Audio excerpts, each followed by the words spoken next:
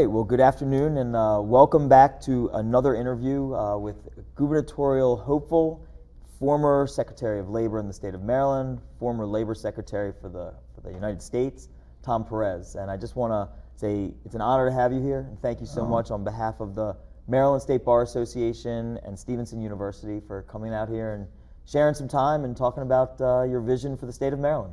Oh, it's an honor to be here with you and with everybody watching on television. Can't wait to have this conversation. All right. Well, let's get started. We're going to talk about so many issues today, and looking forward to it. Before we do that, I mean, I've known you for many years, but for those who may not know you, can you just tell a little bit about yourself? You know, who you are as a person, your family, and kind of how you come to be sitting in this chair running for the governorship of Maryland. Right. Well, my family came to this country from the Dominican Republic. I'm the youngest of 5.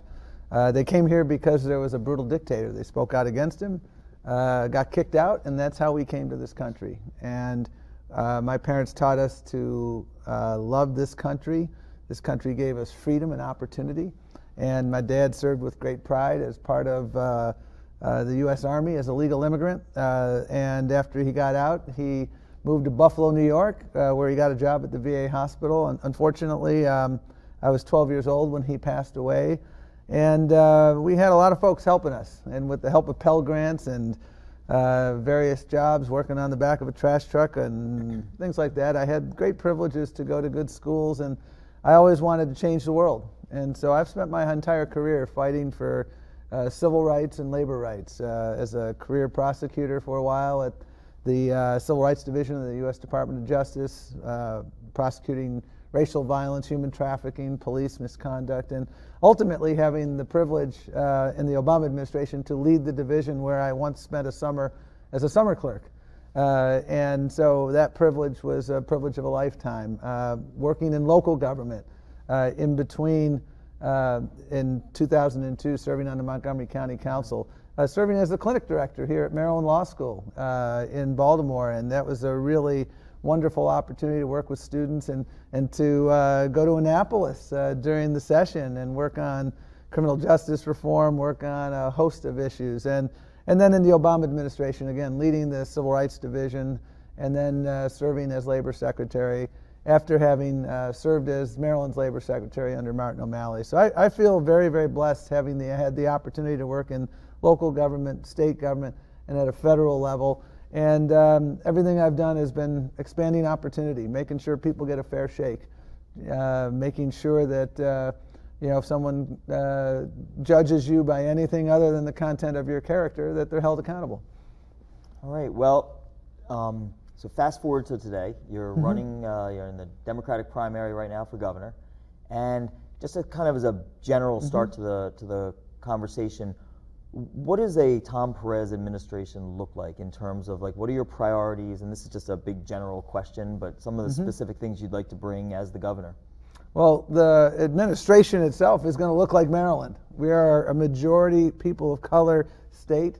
I think our diversity is our greatest strength. And every job I've had the privilege of having, the Labor Department's budget, when I was U.S. Labor Secretary, is actually bigger than the department, than Maryland state government's budget. And we built diverse teams everywhere, and we will build a diverse team here.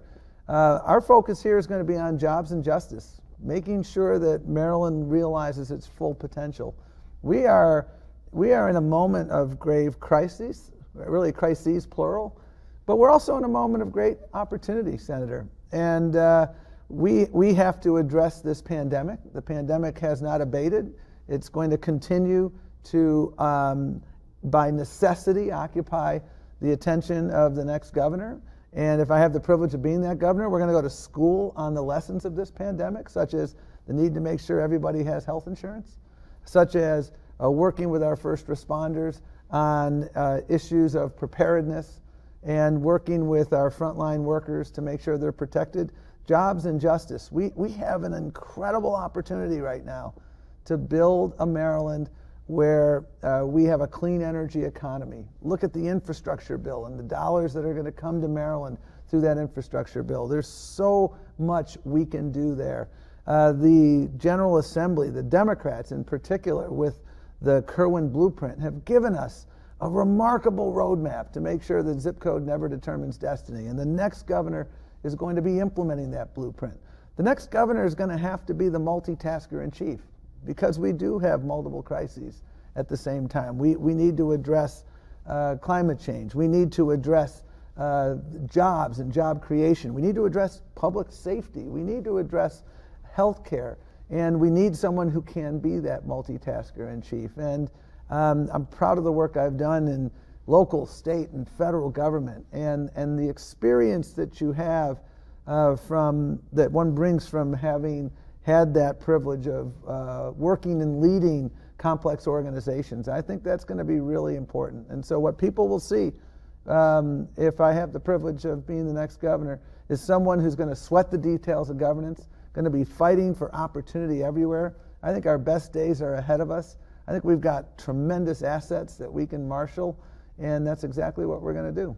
Okay, so a lot to unpack and a lot to talk about, and I'm excited to talk about all these issues. Sure. We'll try to get to as many as we can in this short period of time. Let's start with the kind of the twin crises that you mentioned, which is public safety and COVID. And I'll start with kind of just a general question. Let's start with flip of a coin, public safety.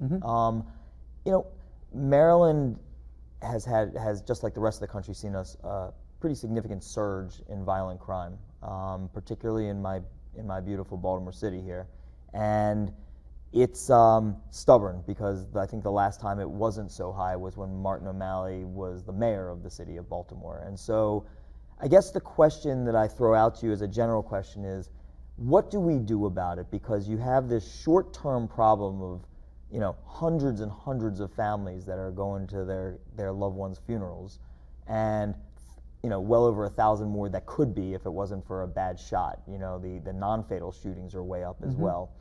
And then you have the long term, is what you do about public safety there too.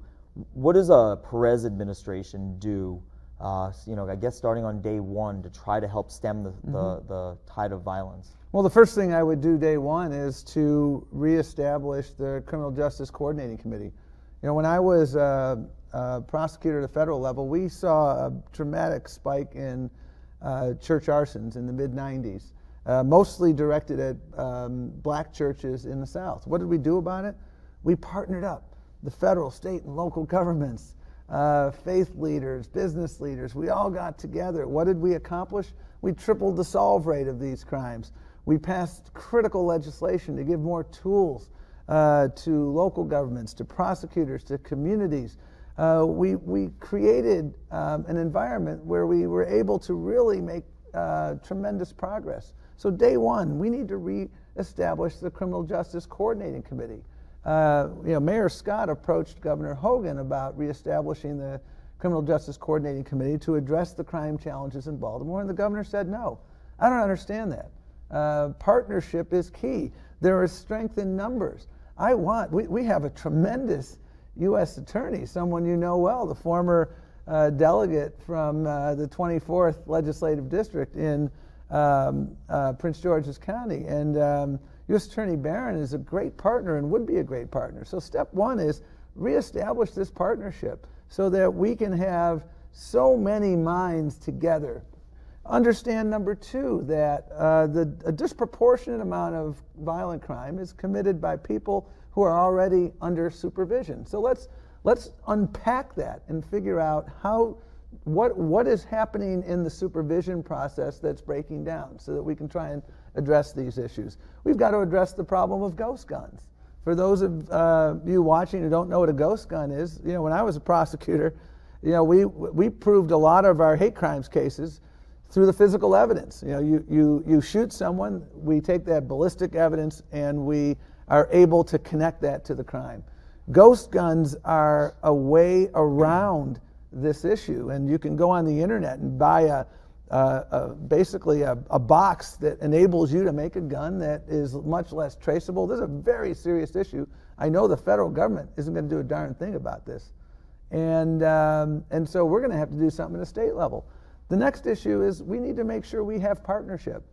One thing we've learned from our history of trying to address crime issues is if the only tool in your toolbox is a hammer, pretty soon everything starts looking like a nail. We need to be smart on crime. And we need to understand how we move forward. I've walked in Baltimore, in other parts of the state, with community leaders who are eyes and ears, and it's been remarkable the work that has been done when you engage communities. I think it's really, really important that we do that. And we have to also understand that a big part of what we have to do to address crime is to address the root causes of crime. And that's part of your question, I think, Senator, is, you know, how do we get at some of these root causes? I mean, I remember when I was Maryland Labor Secretary, Secretary of Department of Labor, Licensing and Regulation, there used to be a program in, I think it was the Baltimore City Jail, that enabled women to get trained in cosmetology. Well, we used to license people who wanted to become cosmetologists, and there was a law that said if you had a criminal record, you couldn't become a cosmetologist. Well, that seems to make no sense. So we've got to take a look at some of the barriers to opportunity that exist around this state and make real investments. And then we have to continue to work with our police departments. I've spent a lot of time on police reform work. The most important tool a police officer has in her arsenal or his arsenal is the trust of the community. If you don't have trust, you don't have anything. And the compliance right now in Baltimore, for instance, with the consent decree, they're building trust. It's a slow process. The community has to have a seat at the table. The legislation that was passed in Annapolis, police reform, is giving the community a seat at the table. I think that's really important. I've worked on these cases in New Orleans and Seattle and Albuquerque, and I've seen that we can build these relationships of trust. And when you do that, you restore trust in law enforcement, you reduce crime, and you create win-win situations. I'm not here to suggest that this is going to happen overnight, but we've got to do all of the above that I've just described and then some. Let me ask you a question about, I do want to, there's a lot to talk about there, and I'm going to kind of work backwards. Police reform. Did you support what my very good friend and former Vice Chair Will Smith and Vanessa Atterbury and others did in the General Assembly? Did you think they got it right? Do you think they didn't go far enough? Are there things that they missed? Did they go too far in some of the things that they did last year? I think they did really important things that I support. Again, as I said before, the most important tool an officer has in his or her arsenal is the trust of the community. And you know, when I think about the cases that I worked on, and I oversaw the federal response to police misconduct when I led the Civil Rights Division, and invariably our settlements in those cases included making sure that there was meaningful and robust civilian complaint review. You needed to have opportunities for the community to have a seat at the table. What the legislature did was really important, but now we're in the implementation phase. And I think the honest answer to your question, Senator, is going to be now we have to work on the implementation to make sure that what's been done is correct. There's a school of thought by opponents of police reform that the reaction of law enforcement officers to this is going to be they're just going to stay in their car and they're not going to get out in the community. Well, we've actually studied that issue elsewhere. I don't think that's going to happen if we do it right. You know, in Los Angeles, and I prosecuted an LAPD officer pre-Rodney King, just to give you a sense of how long I've been in this line of work. I had hair, I had no replacement. Well, you got hair at least. You know, when I prosecuted that police officer, it was 1990, I believe. You know, we got a conviction in that case, but the culture of the police department, there was so many cultural challenges in that department. And fast forward, after the consent decree, and 10 years later, there were some really good independent studies done that showed that when the community had a seat at the table, when we were building a police department that reflected the diversity of the community, when we were properly training police officers, when there were those internal controls that were in place, what we saw is crime went down, public confidence in the police department went up, and the phenomenon of depolicing, which is a fancy term for an officer just sitting in the car doing nothing, that wasn't happening. And so we've got to arm officers with these tools that they need to succeed. And one tool that we haven't discussed is making sure we have a more robust community mental health infrastructure, because we put officers at a real disadvantage if we don't have that community mental health infrastructure. The number of encounters with people who are in mental health crisis across this country has increased precipitously. Many law enforcement departments have put in place what are called assertive community treatment teams. These are trained individuals who know how to de-escalate and prevent a situation from becoming tragic. And we need to continue to invest in the community mental health infrastructure in county, not just in Baltimore City, but across the state, so that officers can have the tools necessary to de-escalate. So in terms of police reform, there's a myriad of factors out there, but what is not debatable is that in police departments across the state, we are now losing police officers. I think somebody said that in Montgomery County, the latest, I think one of the candidates talked about it, in Montgomery County, the training class was 13. I mean, down from what they needed substantially. And in Baltimore County, officers are taking early retirement. And isn't part of the problem at least some faction of our party bashing police constantly and kind of taking what are bad apples and making that, kind of across the board, and not talking about what you're talking about, which are increasing trust in community relationships and so forth in a positive way, but really doing it in a negative way so that officers feel not only are their lives in danger, but they're not respected. Isn't that part of the problem? Well, I mean, part of the challenge is that we all watched what happened to George Floyd, and that was unconscionable. Unconscionable, and, but in Minnesota. And it was in Minnesota, but it gave every officer trying to do heroic work day in and day out, it put them on the defensive. What former Officer Chauvin did was a black eye for every law enforcement officer across this country. And I can't tell you the number of cases, Senator. I worked on literally dozens of police reform cases, and I can't tell you the number of times an officer would come up to me, usually quietly, and say the following: "I'm glad you're here. We need this help." And when we do this right, I am confident that we can create win-win solutions. I see people out there who frequently create these false choices. They ask, are you on the police's side or are you on the community side? That is a false choice. Sure. We can either reduce crime or we can ensure respect for the Constitution. That's a false choice as well. We can do both, and we must do both.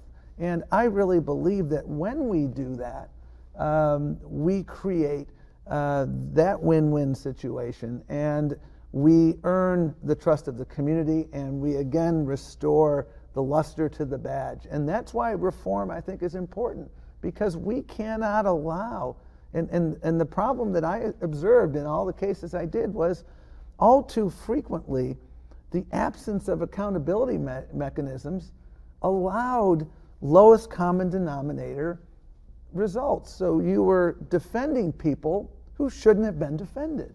And everyone's entitled to a defense, but I'm saying you weren't doing justice to the majority of officers who were trying to do the right thing when you don't have the proper mechanisms in place. So we have a lot of work to do. And again, every officer I talk to wants to have that trust of the community. And it's a work in progress, and if I'm elected governor, I look forward to working together with departments, because again, the good news is that we can get this done. I've seen it get done, but it's never something that can be done quickly.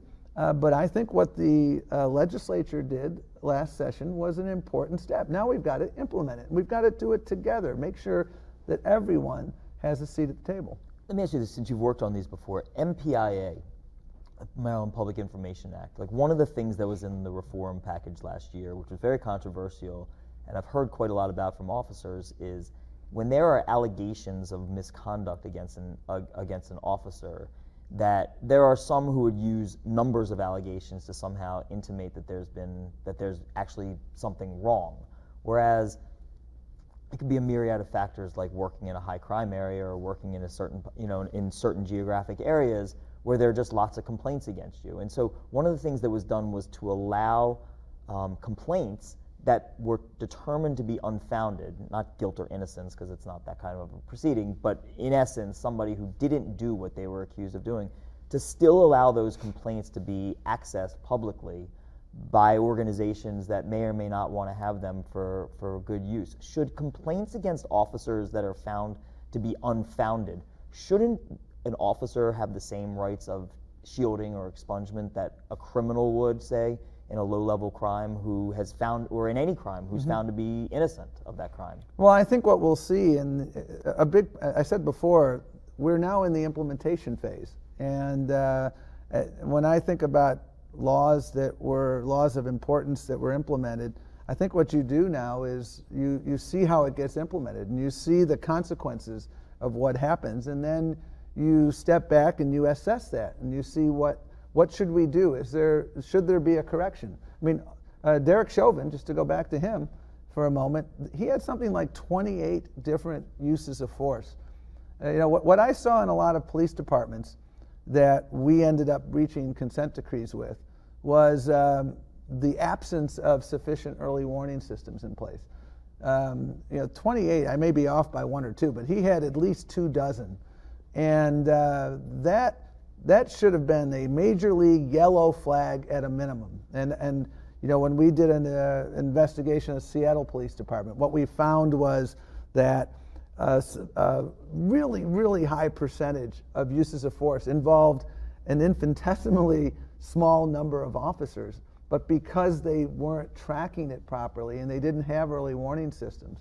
Early warning systems can be an officer's best friend as well. Sure. Because what an early warning system is, for people who may not be familiar with it, is if there are X number of uses of force, it triggers a internal review where you just take a look, and there may be a very, very legitimate justification for that, or maybe not. And the good news is that in the maybe not circumstance, you're catching it earlier.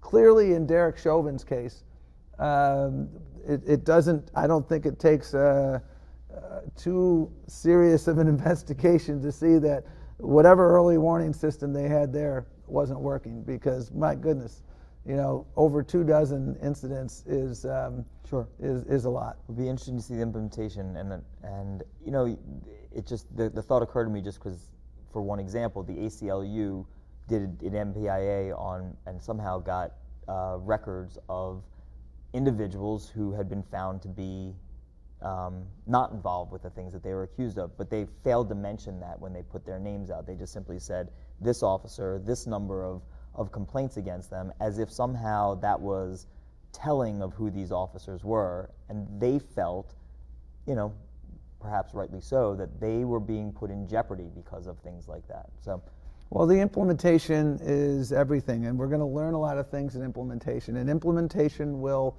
result in, and that's why you have oversight. I have great respect for both chairs of the relevant committees, and I know they'll take a careful look, and I think the questions that will be asked will include this and other questions.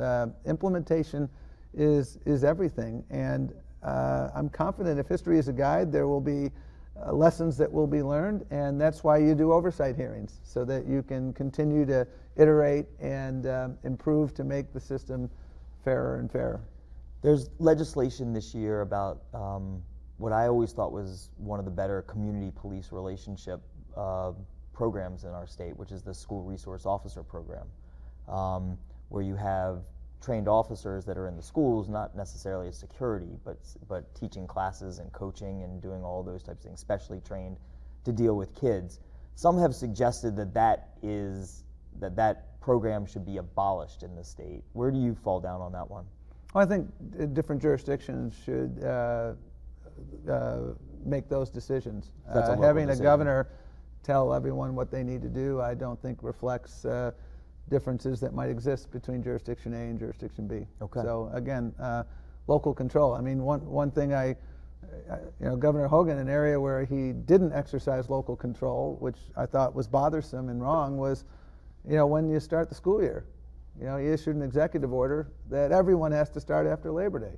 I think Baltimore County and Prince George's County or Montgomery County or Allegheny County ought to be able to make that choice. And that abrogation of local control, I think, was bad for the kids. And so this is a similar situation where we trust the local authorities to do what they deem is in the best interest of their students. Okay. Last question on public safety, and then I don't want to monopolize the whole hour with public, although we could. And that is clearly an area of expertise for you. Governor Hogan and Chris Schenck and others helped lead what you know as the Justice Reinvestment Act, along with President Miller and Speaker Bush and others, which at the time was I think still stands as the largest criminal justice reform in the history of the country, significantly bigger than anything they ever did in Washington. And I guess my question is there anything in there that you would augment or change or in that process? Parole, probation, sentencing. It's kind of an open-ended question. Expungement. There's a whole host of things that were in that legislation. Is there anything beyond that you think that kind of we got wrong or didn't go far enough in the nuts and bolts of the criminal justice system? Well, again, I think I've always, when I was a prosecutor, wanted to be smart on crime. And as I said before, when the only tool in our toolbox was a hammer, pretty soon everything starts looking like a nail. When you say that, do you mean sentencing when you say, is that what you're talking about? Enhancement of sentences? Well, I'm talking about mandatory minimum sentences. I'm talking about throwing the book at someone who shouldn't have the book thrown at them. And when, in the efforts in the 80s and elsewhere to get quote unquote tough on crime, we ended up, Maryland and other, we look at how we incarcerate in the United States relative to the rest of the world. I think we need to take a really hard look at that. And here in Maryland, we've tried to do that. And I think that's a really important thing. And I think we need to continue to do that.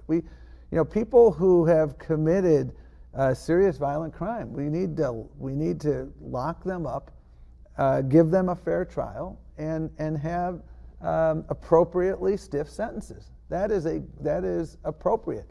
I have represented in connection with work I did with my students. I've met people in the criminal justice system for whom the punishment didn't fit the crime. And fortunately, I think the legislature has periodically reflected on that. We used to have a 3 strikes and you're outlaw here in Maryland many years ago, where the 3rd strike could be for stealing a pizza or something like that. Right. And you're getting a mandatory minimum sentence of, I think, 25 years. That punishment doesn't fit that crime. And so I think it's really important for us to make sure that we have a criminal justice system that truly reflects our values. And again, if you have committed a serious violent crime, then you should get that appropriately strong sentence.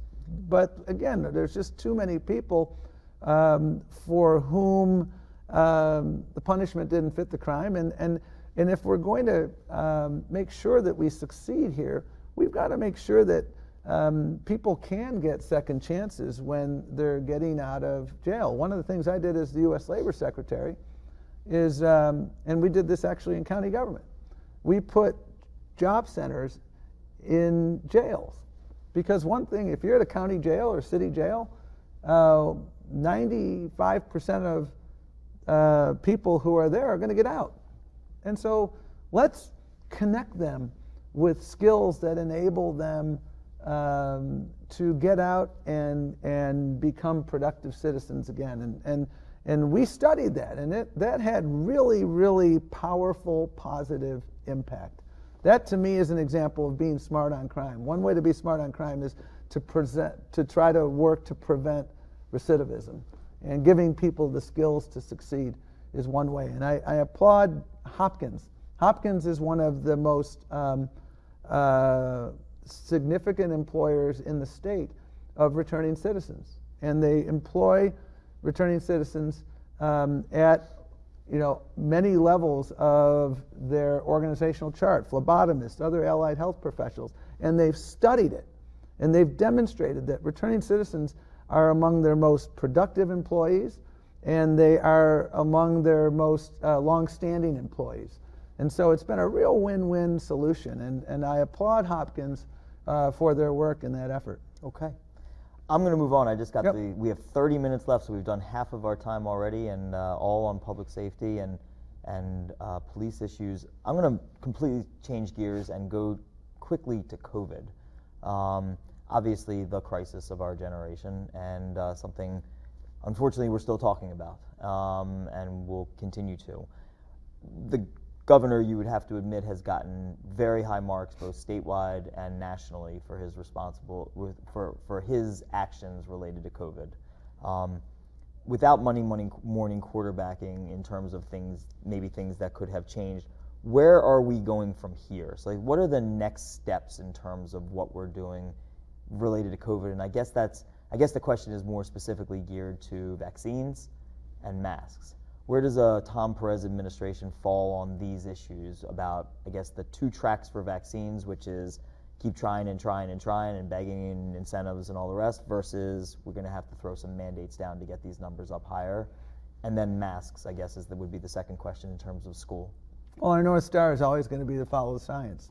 When we follow the science, we're in the best possible position.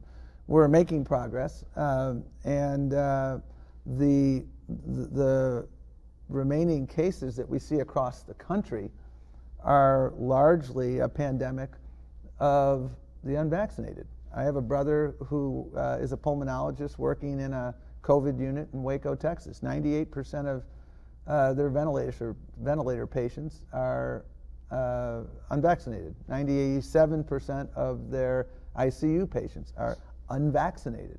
And so that's the reality.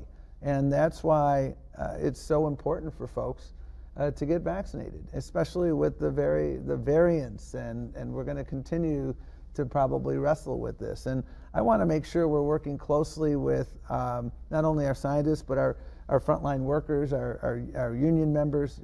I'm very proud to have the support of the bus drivers, the ATU, the Amalgamated Transit Union, and these are folks who showed up day in and day out throughout the pandemic, and I feel for them because they can't work remotely. Right. They got to show up and do their job day in and day out, and that's why it's so important for folks to get vaccinated, and that's why we're going to continue to educate people on the importance. And we, relative to, say, my brother's situation in Texas, we're far ahead on vaccinations, and I want us to move as soon as possible to a situation where we can not have the reliance that we need to have right now on masks. But again, we'll continue to follow that science, and we'll continue to move forward.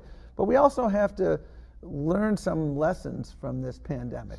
And one of the lessons is we need to make sure that every Marylander has access to a quality, affordable health insurance. There was a study done a few months ago showing that 25% of COVID deaths in Maryland were a product of the fact that we have 350,000 uninsured Marylanders. Now, thanks to Obamacare, we went from about 80% insured in Maryland to about 94%, but we still had 350,000 uninsured. Who are those people? I was always wondering about that because Obamacare was supposed to, insure the uninsured, and I do want to get back to the vaccine question, so I don't want to lose that. But you had mentioned this health insurance before, and I saw it on your website, and it was a significant part. Who are the people right now who are uninsured who should be insured? Right under Obamacare and Medicaid and Medicare, like where's the gap?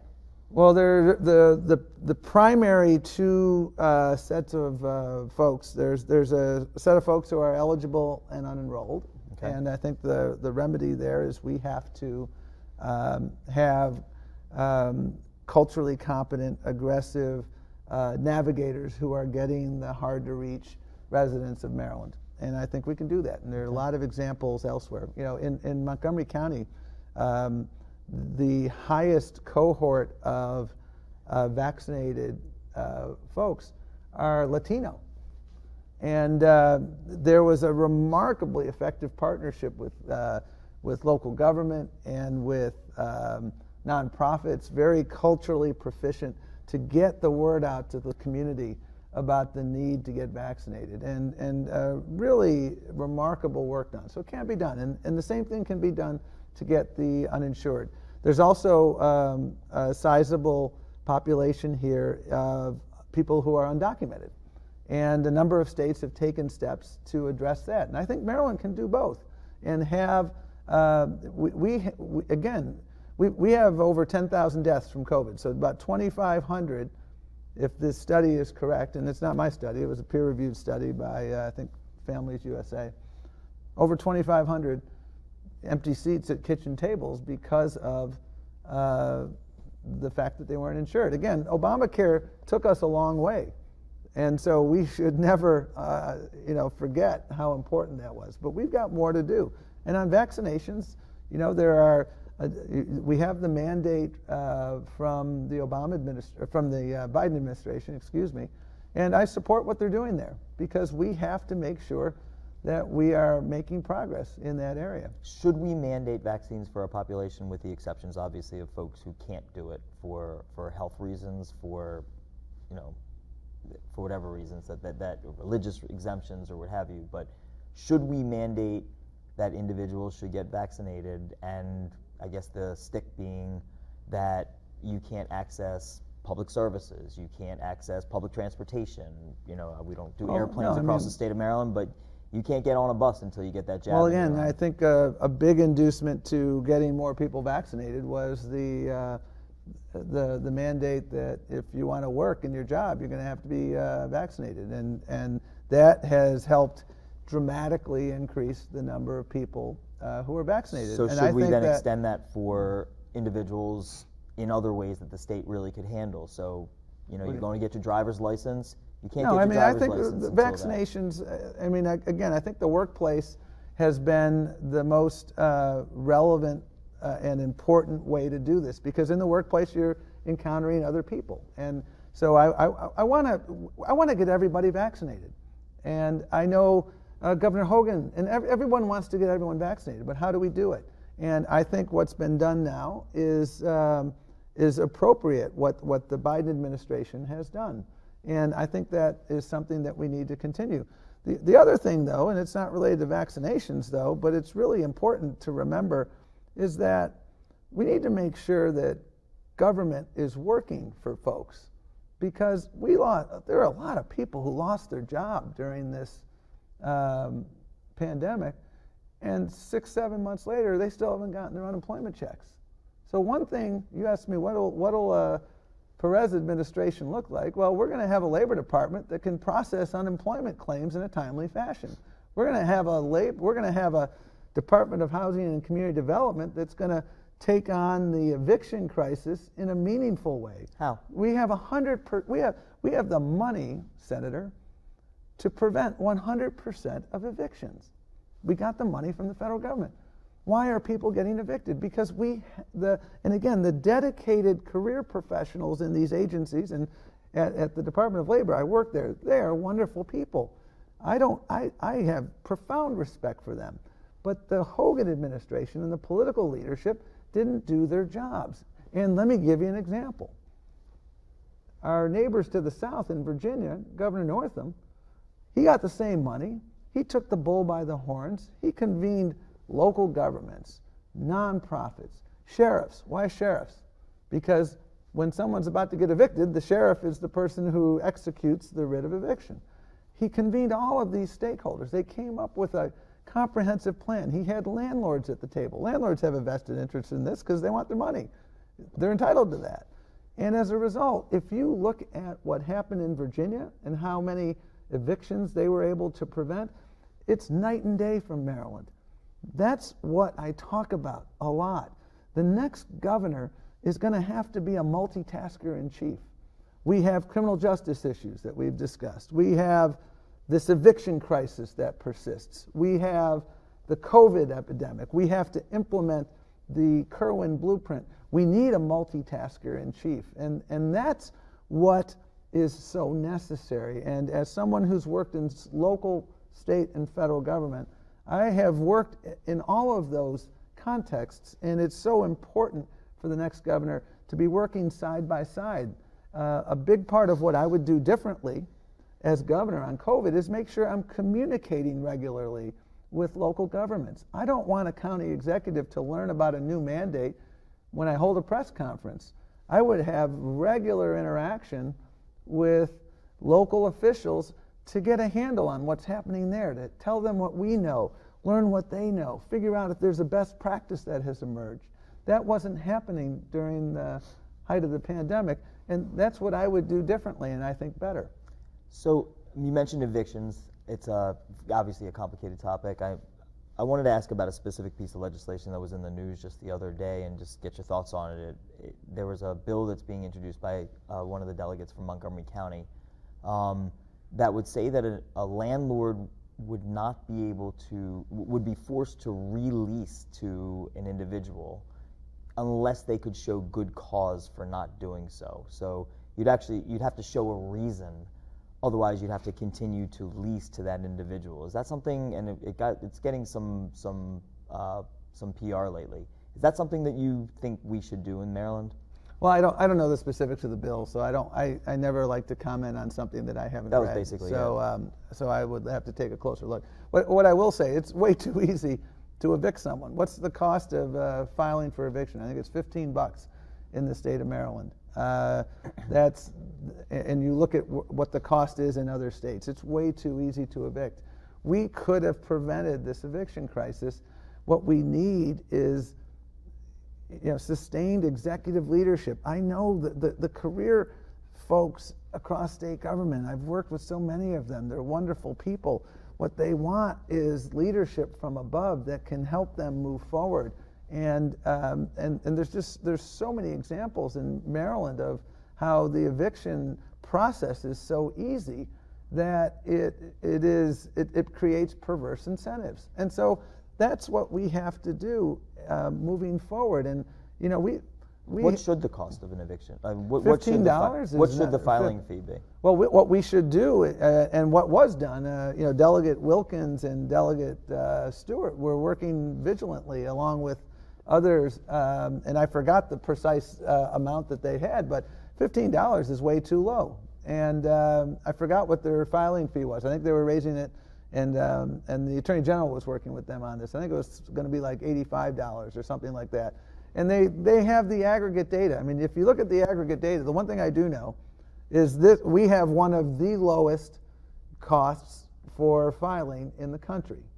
And as a result, guess what? We get a lot of filings because... But is the contention that people are being evicted and they shouldn't be evicted? Is the contention that it's a low, if it's $15 or $25 or $125, which I think is what the bill said, I mean, the money was supposed to go for a right to counsel, which that's a different issue altogether. But is the contention that it's too easy to evict, that somehow somebody should not be evicted? If I'm a landlord, which I'm not, but if I was, and somebody is not paying their rent, and refusing to do so, I mean, it's my vested interest as a landlord, I would think, to keep them in there and get paid. I'm not sure I understand it. Is the idea that it should be hard to get rid of the person who's refusing to pay rent? I mean, let's just get back to where we are now. The idea is we have all the money we need to prevent every eviction in the state of Maryland. Like oftentimes, like school construction. The challenge we have in school construction is we've got a size 10 budget and a size 14 need. So we can't do everything. Right now, in the eviction context, because of the money we got from the federal government, we have a size 12 budget with the size 12 need. And why we weren't able to prevent evictions from occurring is actually not a hard question to answer. And that was a failure of leadership at the gubernatorial level. And again, if you look at what other states have done, Virginia being a prime example, and I literally spoke to folks from Virginia earlier this week, and I asked, is there an eviction crisis in Virginia? And the answer I got was, crisis? What crisis? There is none, because of the systems they built. And that's what we have to do. we don't want, when someone is evicted, then the landlord loses their money.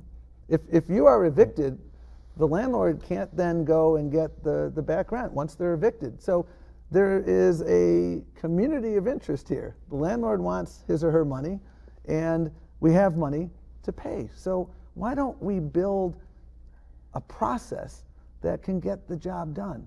And that is what the next governor is going to need to do. There's going to be crises that we can't anticipate right now.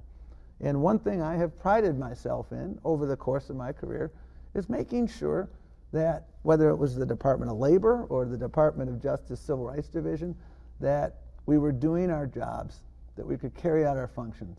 Okay. And that's what Marylanders want. They want a governor who can look out for them. So I want to ask you a question. It's a political question. If you believe polls, the current governor has about an 80% approval ranking in the state of Maryland. Like, that is astronomically high. And over 70% within primary Democratic voters, a 70% plus approval rating. So I just am curious, because I get it, it's a primary, but how does somebody who is as critical of the governor as a candidate could be in a primary, not you in particular, just in general, how does somebody politically, beat up a governor that is so astronomically popular and then hope to come back against in a general election and win that race? I talk about the future. Elections are about the future. Marylanders want to know who's going to help me get a good job. It's going to pay a decent wage. We have one of the highest unemployment rates in the country. And I'm not here to play the blame game. I'm here to talk about what we're going to do in the future. Everyone I talk to in Maryland, I want a brighter future for my child. I want to make sure they have access to quality education, that they have a pathway to a future job, that we become a clean energy epicenter, that we create $40 an hour jobs creating offshore wind. That's what I hear about, and what I'm talking about is my vision for Maryland's future, and it's a vision of, I think, real opportunity. I think our best days are ahead of us as Marylanders, and when we invest in our people, when we make sure that we are building transit that's accessible, that enables people to get from where they live to where the jobs are, when we are making sure that everybody has access to health care, we're building a Maryland that works for everyone. I think we have so many areas where we can do better, and that's what I talk about. Okay. We've got about 10 minutes left. Okay. And we've got about 100 topics to talk about. So I'm going to try to do a little bit of a rapid round, if that's okay. Just sure. Yes, no, and whatever you want to throw into it with the explanation, if so. Big issue this year is going to be marijuana or cannabis legalization for recreational use. Mm-hmm. Maybe to do it in the General Assembly session, maybe to put it on referendum, and I guess put it in our... The criminalization of cannabis. And so I think there's a real opportunity there. Anything beyond that? I know you talk about expungement of records and so forth. Are there things that are not expungible now? Like I had a conversation earlier. Possession's already expungible. So as you start moving up the ladder of possession with intent to distribute, or distribution mm-hmm. itself, or kingpin, like as you start getting up there, is there any of those levels that would be off the table for expungement opportunities? Well, they're going to be offenses that will be off the table, and again, these are areas where we will build a big table, talk to all the stakeholders, and figure out solutions that are fair and just. Okay, so yes on cannabis legalization. Referendum or not referendum? I think I worked with Governor O'Malley when we were dealing with slot machine gambling. We didn't need to take that to referendum. It wasn't a constitutional requirement, but it was a very it was a contentious issue, and a political judgment was made, and I agree with the judgment that was made, that given the contentiousness of this, if we want to get it in the rearview mirror once and for all, put it to referendum. It went to referendum, and that is how we were able, and it passed in every county but one. It passed overwhelmingly, and the majority in every county but one ended up voting for it. So given I know there are strong feelings on both sides of this issue, and I have friends whom I have great respect for who have a different opinion than I do. So I would have no problem if it ends up going to referendum so that the people can have their choice, because from time to time there are issues like this that the prudent thing to do at the end of the day so that we can come to closure is to allow a referendum. You think we need to put reproductive rights in there too at this point in time with the Supreme Court doing what it's doing? Well, we've done quite a bit in Maryland thanks to Democratic actions, and we'll continue to do everything we can. Maryland, unlike so many other states, Democrats have done really, really important work on that. And there are at least 20 states that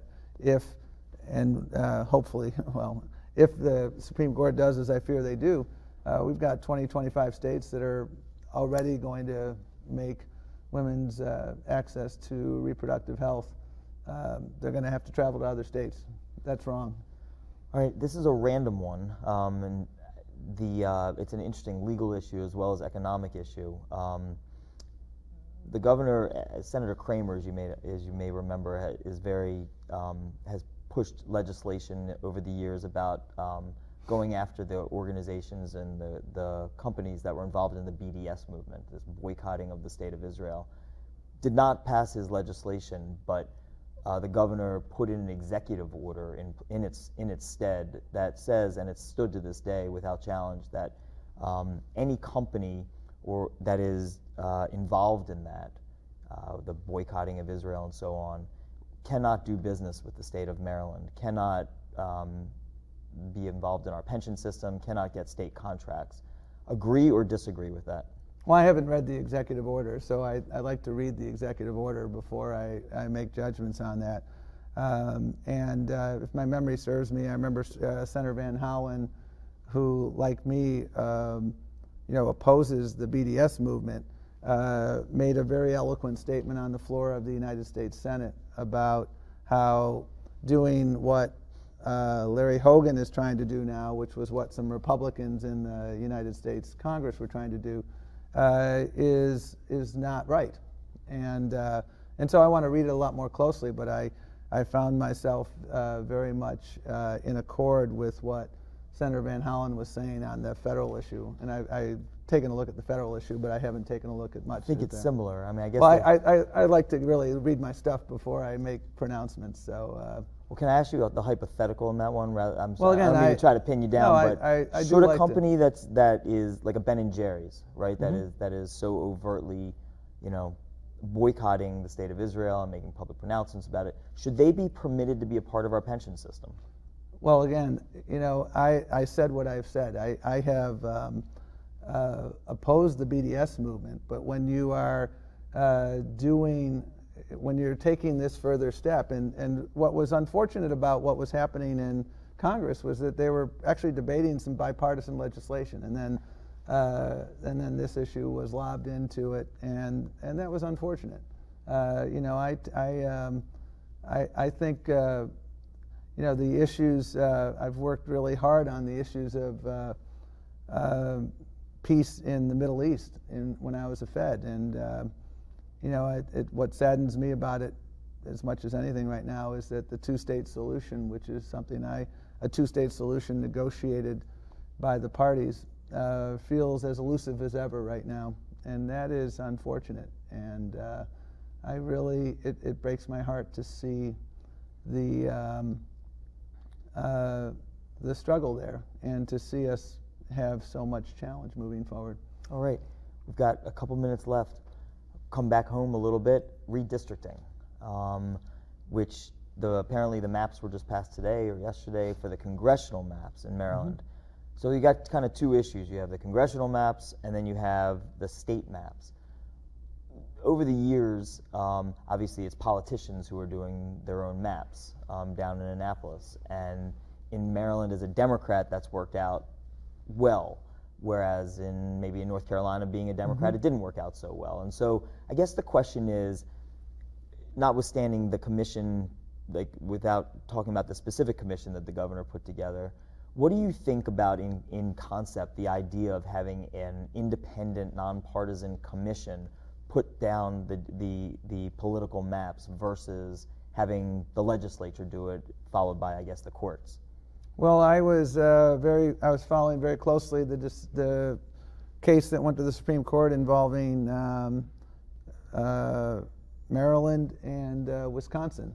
I was hoping in that case that the Supreme Court would rule that partisan gerrymandering violated the Constitution. If they had ruled that, that would have been against what Maryland did, but that would have been in pursuit of the broader interest of justice. They didn't do that. So I learned a long time ago that I don't go to knife fights with a spoon, because your question is asking me, let's unilaterally disarm in Maryland, but let's allow Texas and Georgia and Florida to gerrymander the bejesus out of their districts, but we're going to sit here and do nothing. I don't go to knife fights with a spoon. So that's the situation, and it was the height of hypocrisy to watch Republicans here in the Maryland legislature complain about gerrymandering.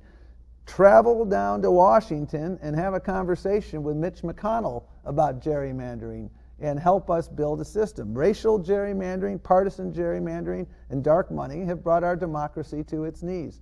And it's Republicans and Republican Supreme Court justices who are all to blame for that, and that's unfortunate. How about for state legislative? How about for the just for within our state borders? I'm not going to go to a knife fight with a spoon. Okay. All right, and my last question, which is one which I think is of importance to the bar, although there are certainly different opinions across the Bar Association. It's a bill that's been in, I think Senator Kelly Dolores had the last rendition of it, and that's about judicial elections. Maryland is one of the states, I think a lot of states do, not all, where one of our court systems, the circuit court, has, as you know, a nomination or followed by an election. Mm-hmm. Should Maryland abolish its election of judges? It's apparently going to be a big issue in this General Assembly, and if not then, the next one. So should we do away with judicial elections, or do you think that the system works the way we have it? Yeah, I have always been skeptical about judicial elections with one caveat. I mean, when you give appointment power exclusively to the governor, and then you look back at how we've done in terms of diversity, there have been times where we have fallen short. So that's one of the challenges that emerges. But I still think on balance, elections, I don't know, as someone who was a career prosecutor for a while. So we have run out of time. Let me just first of all, and before I give you the last word, just to tell the 27,000 members of the bar and whoever else may see this, why they should vote for a Tom Perez for governor. But before I do, let me just say it's been an honor to have you here. On behalf of the Bar Association, Stevenson University, Tom Perez has a storied career in multiple levels of government service. And so I thank you for your service, and thank you so much for coming here today and spending so much time. And with that, why does, just give you one more chance to just do the stump speech and say Tom Perez for governor because? Yeah, well, thanks. First of all, thanks for having me. And as a member of the Maryland Bar, it's great to be here with all of you. I'm running for governor because I want to build a Maryland where everyone has access to opportunity, where we have jobs and justice, where zip code never determines destiny. We have so many natural assets here, whether it's our human capital, our healthcare infrastructure, our remarkable Chesapeake Bay. And I want to make sure that we live up to that full potential. I really do think our best days are ahead of us. And we know that the next governor is going to have to be the multitasker in chief, that we're going to need a dreamer and a doer, someone who can articulate a bold, inclusive vision of what opportunity means and what jobs and justice means, and then someone who can deliver on it, who can make sure if you lose your job, you're going to get your unemployment check in a timely fashion, or if you need health care, you can get health insurance. That's what I want to do, build a Maryland where everyone has that opportunity to succeed. And I think one of the best indicators of what someone's going to do in the future is to look at what they've done in the past. So I invite you all to go to tomperez.com, take a look at my website, take a look at what I've done before, take a look at our vision for what we want to do for Maryland, and take a look at everyone else as well. Because one thing I feel really confident about is when you take a look at what we've done, you'll see that I've always fought for jobs, justice, opportunity, a Maryland that works for everyone. And that's why I'm running. All right. Well, once again, Secretary Perez, thank you so much for being here with us. All right. On behalf of the bar in Stevenson, it's been great to have you, and we look forward to seeing what comes next. Great. Thank you for All having right. me. Sure. Take care. You too.